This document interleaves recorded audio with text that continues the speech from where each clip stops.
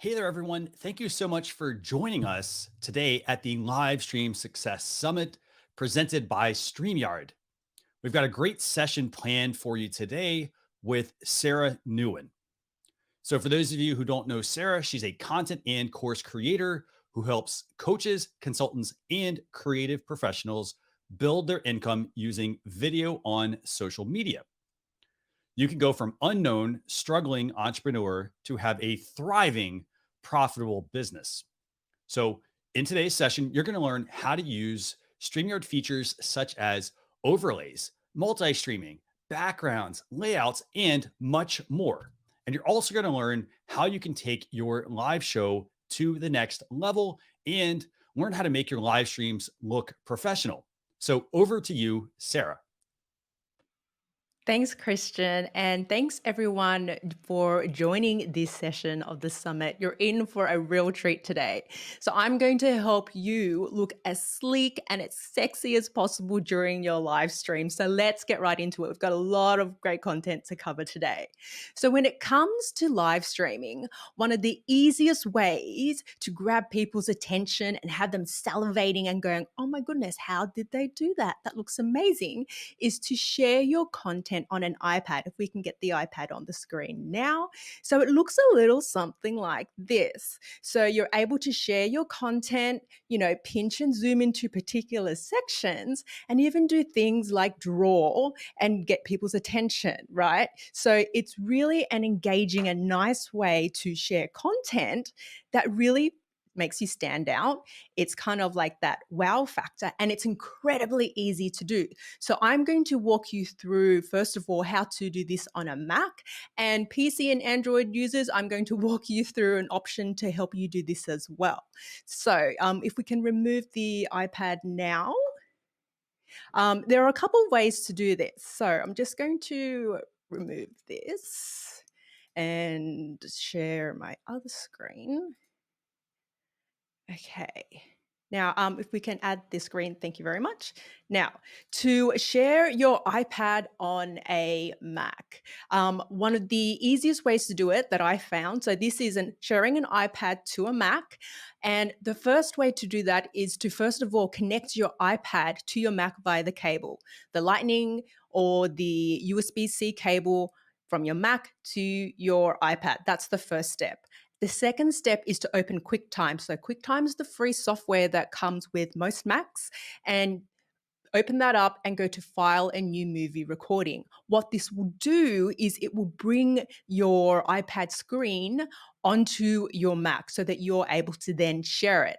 And then the third step is to then go into StreamYard, where you can share the application window, specifically QuickTime within StreamYard. So let's look at what this actually looks like on screen. So I would open up the Mac, I would open up the QuickTime movie recording, and then within StreamYard, I go to share at the bottom here, share screen, and I'm picking application window.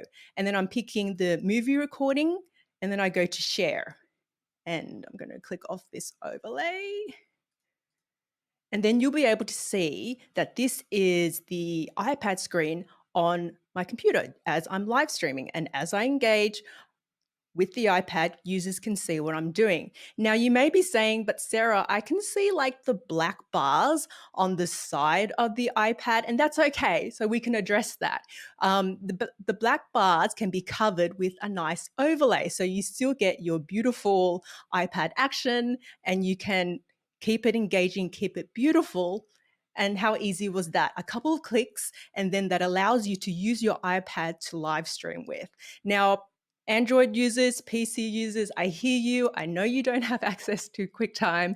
So, how do you do it if you are on a PC, and how do you do it if you have an Android? So, let's walk you through that process. So, to create this same experience on your PC, the steps are quite similar, but you will need. Oh, there are some lines.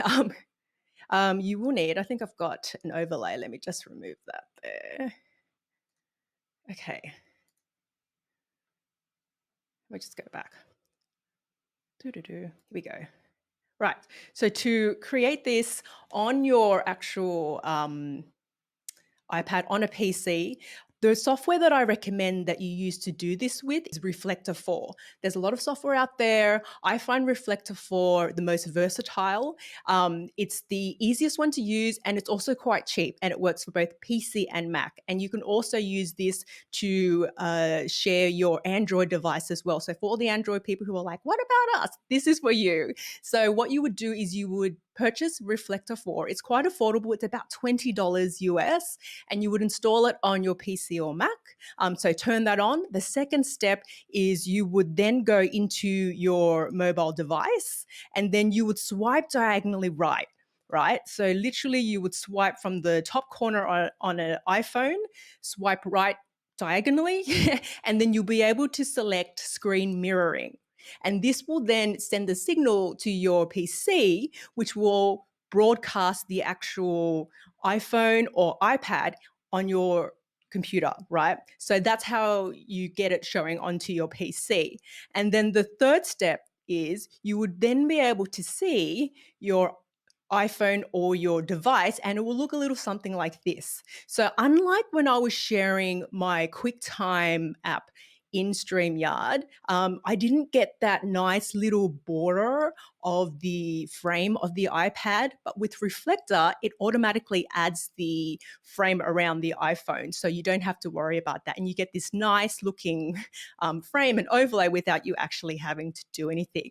So that's how easy it is, right? So you're able to share your iPhone, you're able to share Android devices to your Mac and to your PC using those steps. So that's how simple it is. And that's hopefully wowed you a little bit, because I love iPads. There's something about, looking at content on an iPad that's just like, ooh, how did they do that? That's so sleek. And I get questions all the time of, how did they draw? How did she do that? And I've just shown you one of the easiest ways to make you look really pro without really too much effort. So that's the first feature that I wanted to cover today. So let's look at the next feature. So the second thing that I'm going to talk about today is, let's just say that you're live streaming, and I'm all for having face to camera, and I'm all for talking heads, but sometimes you may want to break it up. So how can you have multiple cameras within your live stream without needing to invest in lots of equipment, or without having to invest in additional equipment? So one of the ways that you can do that within StreamYard is a little hacky way that I discovered recently. And what you would do is, within StreamYard, what you would do is you would go into the StreamYard Live Studio. Within the tab, you would right click and you would click duplicate, right? And this will open up an option which will then allow you to choose the second camera. So I'm going to go ahead and choose my web camera. And this is a different angle, as you can see. So it's pointing down. And this is great for if you want to alternate between your face and alternate between you doing product demos, or, you can bust out the old school pen and paper and start drawing and engaging with people that way. So it's just another versatile way of adding some, different things to your live stream and it being really easy to do. So select the camera. I'm going to name this something a little bit different so that I know what it is. I'm going to select mute and enter the broadcast studio.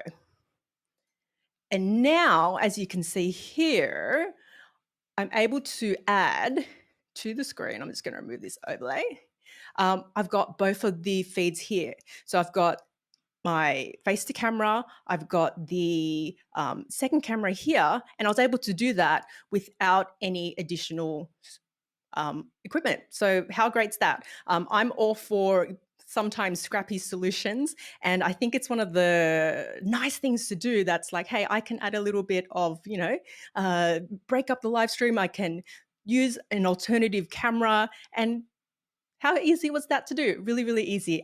As usual with StreamYard, you're able to play around with the layouts, so you can alternate between, the different cameras and how they look, and that's really simple as well. So that's the second feature I wanted to show you, because it's just so easy to do, and I couldn't, let you go through this session without telling you about it. So with that said, let's go into let's close this one. The last section, but definitely not the least um, of this presentation. So I'm going to walk you through now how to use overlays, and specifically we're going to talk about animated overlays because I find that overlays are typically really underutilized. So people think of overlays and just think of the basic you know, text or the basic features that they have, but there's a lot that you can do with overlays to really jazz up your live stream. So, for example, you can use overlays, particularly animated overlays, and do things such as add, that like and subscribe button that you always see on YouTube videos. So you can do that on your live streams with an animated overlay. You can add, a call to action as an animated overlay. You can even add your animated lower third as an animated overlay. And it's much easier than people think it is to do, and it makes you look really pro. So, we definitely love looking pro without much effort. So let's talk through how you would actually create animated GIFs. So there are a couple of ways to do it, but I find that the easiest way to do it that I found, and this is the most straightforward where there are the least steps, is a process that I'm going to walk you through right now. So I typically use templates for all of my overlays, animated or static overlays, because ain't nobody got time to design from scratch every time you're going to do a live stream. So Envato Elements, if we can put that on the screen, is definitely one of the marketplaces that I love to use because they've got so many templates, particularly templates for live streaming, lower thirds, you name it. They've got all templates, and all you need to do is go in and change the text to suit what you want, but they've got beautiful designs already created for you. I edit the templates in After Effects, and I know people get a little bit intimidated by After Effects and the Adobe suite, but After Effects isn't so bad if you're just editing a template, if you're just changing out the text, and it doesn't take too much to learn, and it's really easy to do. And then so once you've edited in After Effects, what you can then do is you can easily export it as a GIF, so you can upload it to StreamYard using a plugin called GifGun. I found that this process is the least steps and the easiest one to do by far. And I know there are lots of other solutions where you can use other third-party tools, but this one is the one that's the most straightforward to me. So creating your own GIFs, this is the process that I would go through. This is the process that I do personally, and the one that I found is just the easiest to do. And then, once you've done that, you're able to go back into StreamYard and upload them into your overlay section. So that's how you create animated GIFs and use them within StreamYard. Now, I know we love animations. Everyone loves animations because they're so versatile, and they can be really fun, and you can do things like add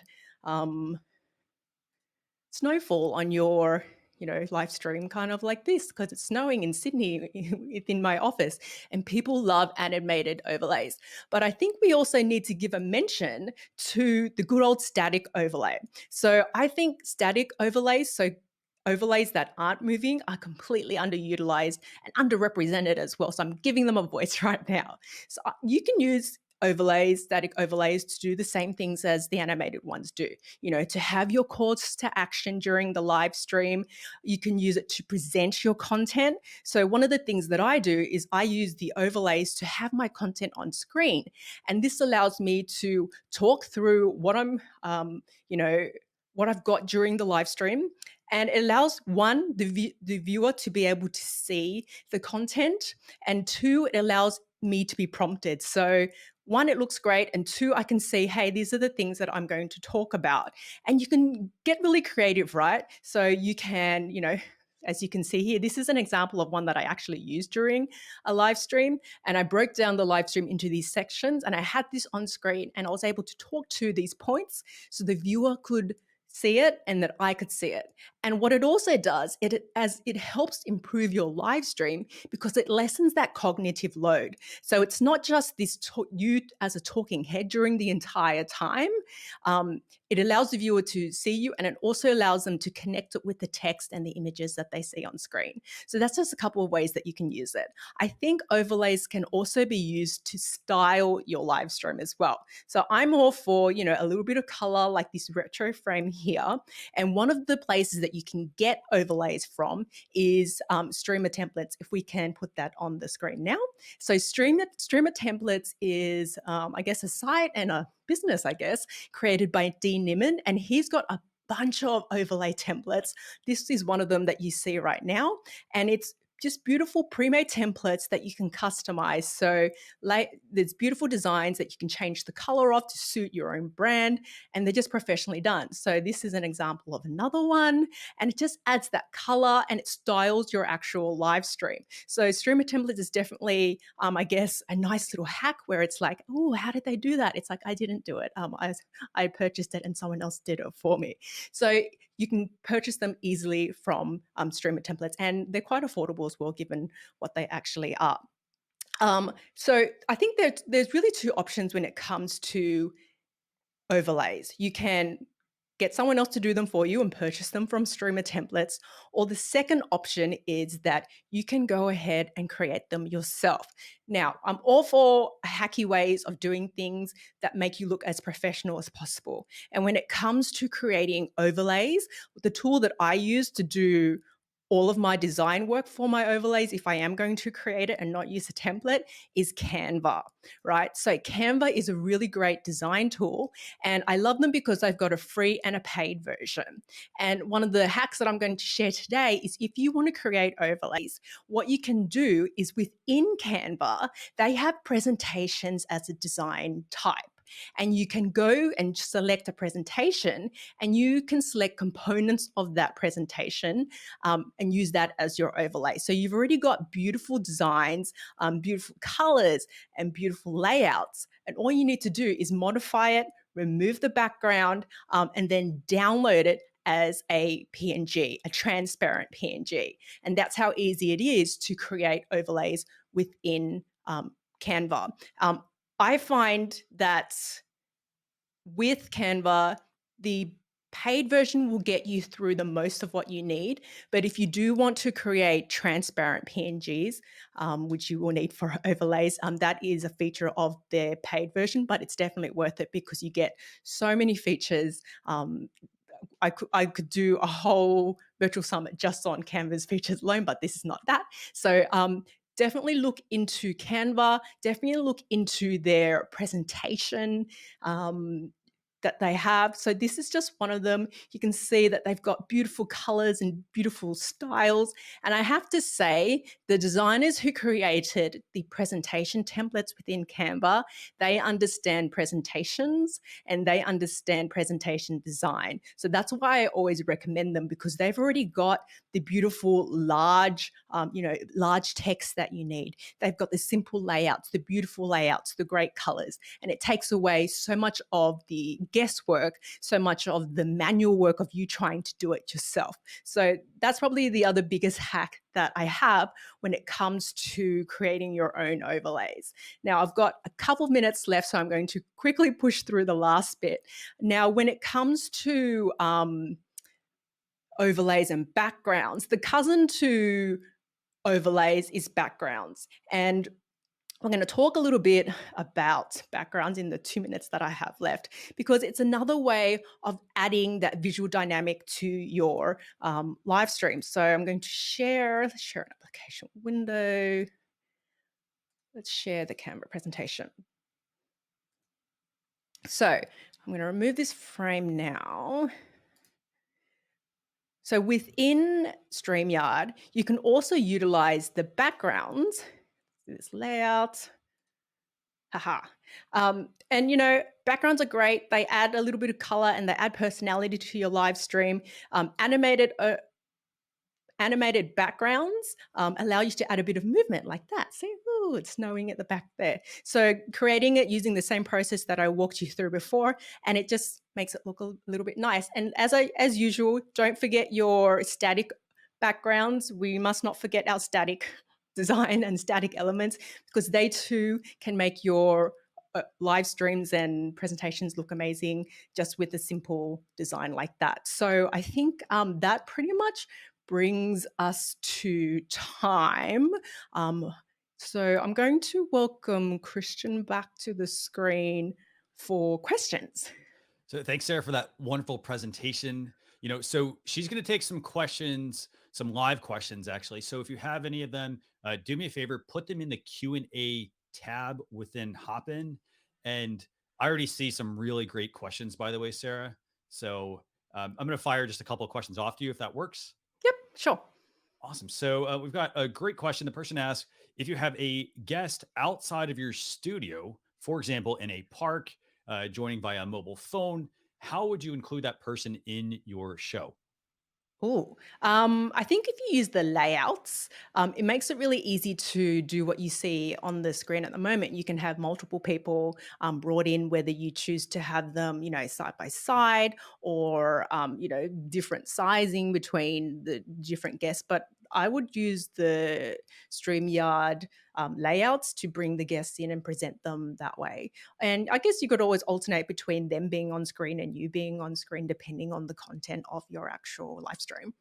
Definitely. And I want to add one quick point to that. They can also send them their guest link, and that will also allow them to be able to be brought in to their studio. Then they can switch to the layouts. So definitely check that one out. That's a good question. So I got another question here. Somebody wants to know, will you share some technical tips to optimize GIFs to use in StreamYard so that they meet not just the file size limits, but that they also play back smoothly and they have nice edges and curves? Oh, some technical tips. GifGun is, I think, one of the best plugins to use with After Effects to create your GIFs. They've got lots of features in there that allow you to compress the GIF so that it meets the upload requirements. One of the things that I found that I think you've talked about in the past, Christian, is that with your file size, it's a bit sneaky. So you have the actual file size, and there's the file size on disk, which may be larger. So you're able to right click typically on an image and see the file size, but it should also show you the size on disk, which is normally larger than what it is. So the limit is 3 megabytes, I think. And if you right click, you're able to see it might be like 3.2 or 3.3, and that will throw it. Yeah. So that's probably some technical advice to make sure that it meets the requirement. But GifGun allows you to compress it. And I've always been able to compress even the most craziest of animations using GifGun because I've got the ability for you to, compress it as much as you need, pretty much. Awesome. Fantastic. Yeah. And so we got another couple of a few other questions actually. People were asking in terms of connecting an iPad. They wanted to Yes. know, are there any like what kind of iPad do they need to be able to do this? So they obviously need QuickTime, they need a lightning to USB cable or whatever the connector is for the iPad, but what type of iPad do they need? I pretty much found that I've got like an iPad that's about a year old, and it definitely works for the newer ones. But I've also got an iPad that's a bit older. It's about 5 years old, which is very old in the life of Mac and iPads, and that works as well. So I haven't seen like this hasn't not worked for iPads that I've seen, and I've got like an old one and a not old one. So I don't think it really matters like which generation it is. It seems to just work. It seems to just work. Yeah, and I'd also say, I mean, I know you were talking about a lot of this, but testing things. So, Yes. for example, if you happen to have an older iPad, test it out. It's literally just a matter of plugging it in, opening QuickTime, and going through those steps. So, definitely, if you want to use the iPad with QuickTime and a Mac, great solution, by the way. I really like that. We had another question actually come in from our viewers. Is there a way to have smoother fades or scene transitions? And I know you were talking about the DIY or the hack basically. Do you have any tips you can share there? Scene transitions. I think that's an interesting question. I think like you can make them as smooth as possible if you've like pre-uploaded them to StreamYard before your actual live stream and you've practiced them, right? So it makes it smoother if like you've uploaded them in the order that they're going to play, unlike what I did today. And it also makes it easy if you run through it so you know when it needs to come up and you're not kind of scrolling through all of the overlays and all of the elements. So that's probably one way to kind of make it as smooth as possible and just to practice, and it will become easy as you're more familiar with your content. Love the advice for practicing there. And speaking of that, we have another great question that came in. Can you use multiple overlays at the same time? I don't believe so. So I don't believe you can do that. I haven't been able to do that unless you have, Christian. I'm only able to do one at a time unless someone knows something that I don't know. Yeah, I've only done one, but what I like to do is I like to combine some of the different graphic elements. So, for example, I might use the background for certain views, and then I might add an overlay on top of that for certain things that I want to appear. So, for example, let's say I just wanted you to appear, I might do an overlay where it's a view of just you, and then I could be on screen, but I could actually be hidden behind the overlay. So, I definitely, again, recommend getting creative. If you see, like, one thing I like to do, I like to look at different shows and see what people are doing, and then figure out how I can actually mimic that if I like a certain style or design. So that's a really good question. We also had a couple other questions. I think we got a couple minutes for some Q and a couple more minutes actually. So, what are the benefits to using an overlay for your live streams? I think overlays allow you to break up the live stream so it's not just your talking head the whole time. And I talked a little bit about how, they add that visual dynamic, but you also get the flexibility of being able to share your content via overlays as well. And that helps lessen the cognitive load of all of the information that you're trying to present. So those are probably the key things that I think overlays have. And they're a little bit fun. Then they can showcase your personality a little bit. So I think like overlays definitely underrated, but a great tool to use. And speaking of overlays, what are the measurements for overlays? So if I wanted to go into Canva and do some designs there, what size do I need to have? So with the overlays within StreamYard, the aspect ratio is 16:9. So the optimal size for StreamYard, I think, is 1280 by 720. Mhm. But I usually create in 920 by 1080. Okay, very good.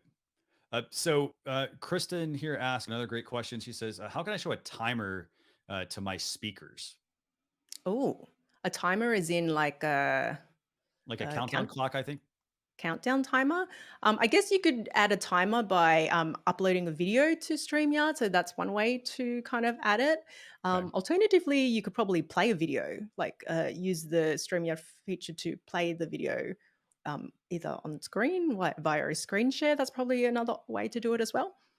And I think in terms of using GifGun, for example, do they have the ability to also make an animated GIF of a countdown timer?